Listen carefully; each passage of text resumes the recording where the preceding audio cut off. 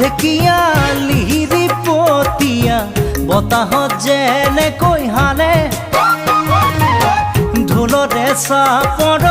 তোৰে লাহি কঁকাল দুচেও তিনি চেওকৈ ভাগে তোৰ দৰে নাচনি দেখি শ্ৰীকৃষ্ণই বাঁহী বজাইছিলে চাগে মোৰ মইনা ঐ বাঁহী বজাইছিলে চাগে